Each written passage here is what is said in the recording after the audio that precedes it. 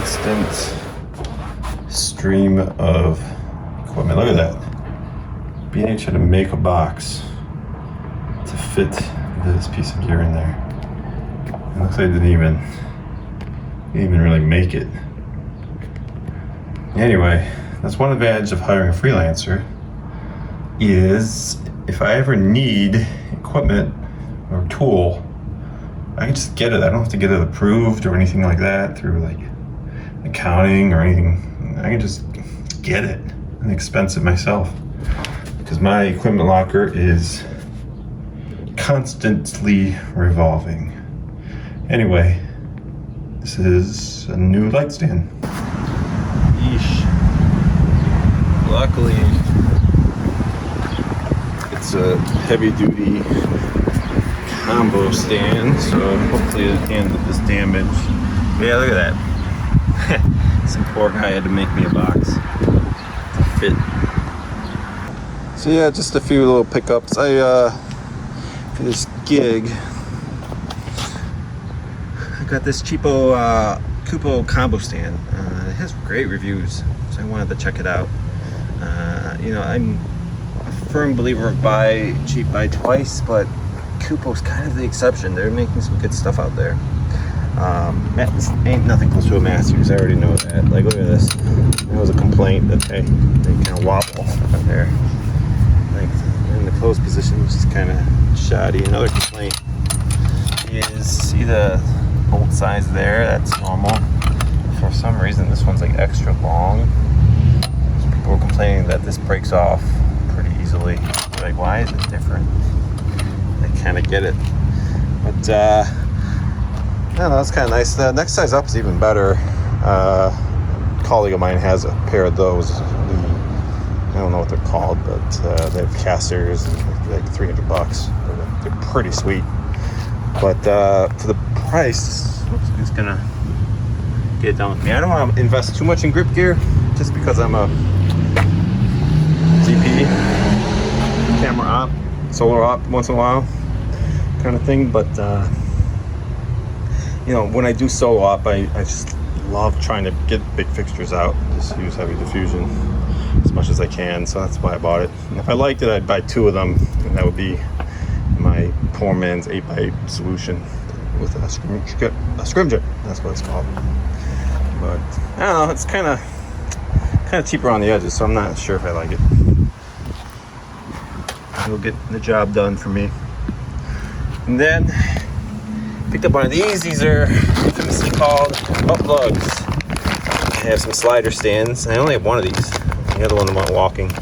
So this will give me a baby pin out of a drop-in receiver. I forget the name of what the receiver is actually called. I have to look that up. It's little odds and ends that I needed. Oh, and this, I'm always nervous.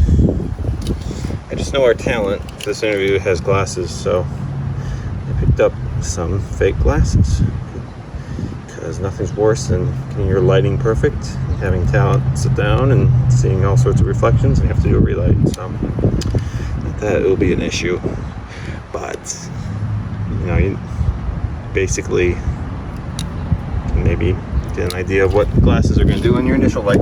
Well, and then lastly, we don't have a location scout on this, and we're shooting in a really nice house. So I'm actually going to dedicate a whole case to protect. I'm going to call it my protect the location case, or a you should have hired a location manager case. Anyway, these are just booties for shoes. I just don't want to be in a position where the guy gets mad because I scuff up his floor and the producer comes to me and stuff like that. I mean, that's what insurance is for, but these are $7 on Amazon. You just kind of slip them over your feet, and at least you can show you made an effort. So better be careful than anything else. But this house we're at is kind of an antique home based on the location scout photos. And that location manager isn't appropriate all the time. Like, this is just a single interview, half day kind of job. You don't need to bring out a scout for that. I totally get it.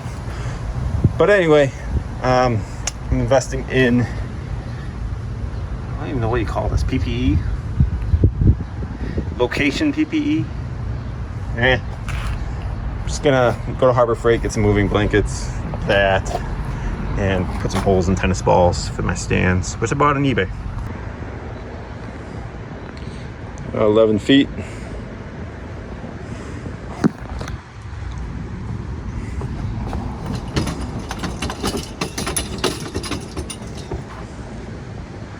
That's crazy sturdy down there, but it's pretty darn good for the cost. Yeah, I'd trust a medium-sized light up there, the 600D or something. Wouldn't want to put anything heavier than that though on this, I don't think. I tried standing on this, and definitely didn't carry my own weight here. But I don't know. That's kind of a lot to ask for something this cost. Well, at this price. Not bad. I think it's worth the price. That's about it. The pipe's great. This is fantastic. And it has a nice safety spring on it so you can't pinch your fingers. Another little design flaw. So here's the stand for contacts. And the sprinkler. That's a butterfly, of course. This Rocky Mountain release lever kind of gets in the way when you try to close it. It's annoying.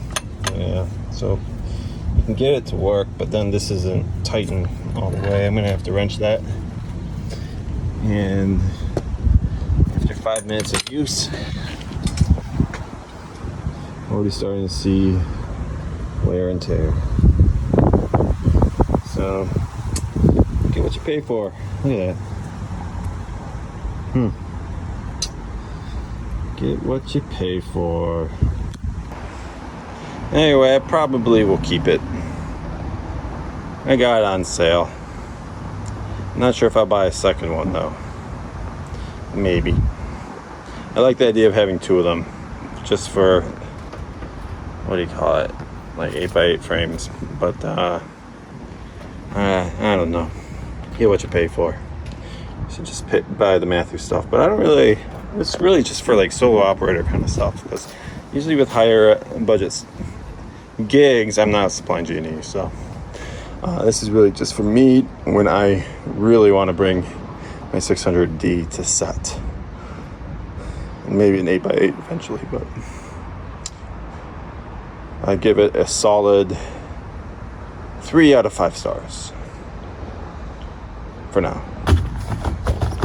So yeah, I've actually had quite a bit of a grip buy recently. It's my empty boxes to go to the recycle bin. I picked up a Dana dolly with a slider. I got to rent a lot of that, so it was time to buy one. So these are the Kupo sliding stands. This is the first time I've unboxed them. So I was just kind of checking out the height and everything. They're very, very similar to the Matthews slider stands, but at a fraction of the cost. I really like these. I'm impressed with these. They're beefy and well worth the cost. The height is similar to the Matthews slider stands. It will be an issue if your talent is standing. You will need a larger stand or some type of riser if you want to use the Dana and get a portrait look of a standing talent. I like them. This is probably maximum extension with the pipe on the ground there. You get another 6 inches if you, well, 4 to 6 inches if you raise that middle column. And it's pretty robust. You can probably do it without worrying too much about it. There's some cool little features. They have this little thing so you can remember where you place it last. I think this thing's more annoying than helpful though. So in theory, you can set a mark there. If you make quick moves, you can replicate it. But I might just take those off because those are frustrating. And it's cool because they also have to the level Rocky Mountain leg. There's your Rocky Mountain leg right there, and a little level, so you know your level. Which has been out on one job. And look, they're already broken. That's what you get when you buy the cheap stuff, but I like these. For owner op, these are perfect. I don't think I'll bring them on this gig, just because I'm not using a slider. I was thinking just have a low boy option, but I got C-stands, legs, and butt plugs for that, so these will stay in storage. I like them though. I recommend them. Solid 4.5 out of 5 stars for me.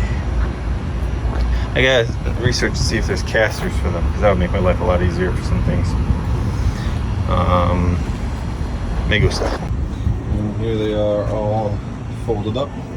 It's just like the combo stand, they have one bolt bigger than the other one. It does not make sense whatsoever.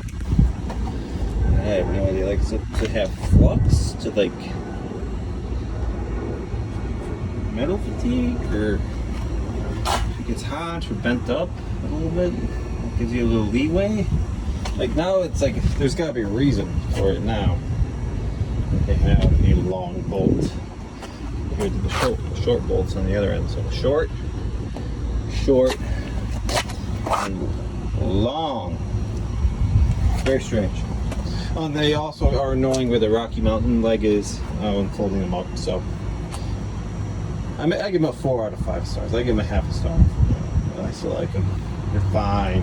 So there's my Dana dolly. I made the mistake of cheaping out and not getting a case. I thought I could fit it in this, but it's just too awkward. So if you ever buy the Dana, buy the case, because otherwise you're just gonna regret it. Great kit though. So I've been super fortunate and kind of an anomaly in the Midwest to be working with larger crews in the past 3-4 years, and I rarely supply G&E. However, the market has spoken, and you need to have a solar shooter option in the Midwest to survive. So here I am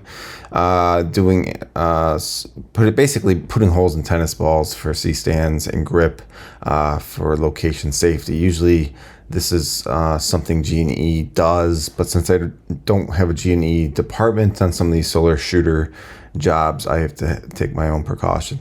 Super easy to do, just put a hole in it and then cut it likewise with tin snips, and you are set. I tried using a Sawzall at first, and that would just like burn the tennis ball. So just putting the hole in and then expanding it with tin snips is really the ticket.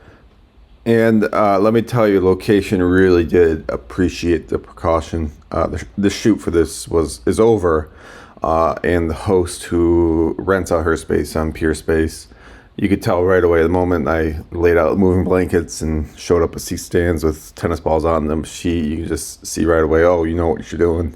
And she kind of just let us do our thing instead of watching every move we make.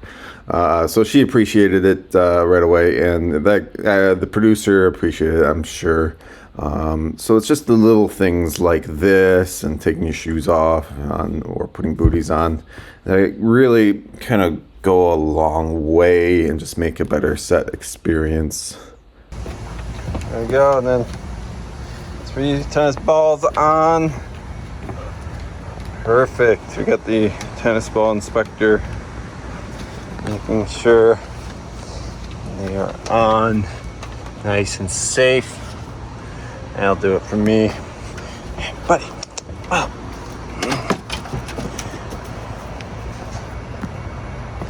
Gotta pick up the toys in the yard. Milo, come on. I need that. Hey, bub. Come on. Give me that. I did a Harbor Freight run. Had some coupons for moving blankets. Just picked up a ton. I just purchased the limit actually on them. Got a free bucket out of it. But yeah, I mean, usually location managers have this covered, but we won't have one on this particular shoot. Alright, so this is my makeshift location manager case, shooting on site when I'm providing G&E. Just something, so this is something I always bring. And I had a producer freak out because I had this. And he's like, someone's gonna catch on fire? I'm like, dude, what? Like, we have a solution for potential fire. Why does this give you anxiety? This should relieve your anxiety. But anyway, moving blankets, fire safety, and my tennis balls I put holes in, the tarp. That's basically about it. Oh, and booties for feet. So everything to make sure I don't stuff up any floors when working in intimate locations without a location manager on site to do this for me. And that's about it for this episode of day-to-day life of a DP in a secondary market. There's my dog Milo. He's got Addison's disease, so he has to get a monthly shot to stay alive. But he's a healthy pup, as you can see here. He's a good dog.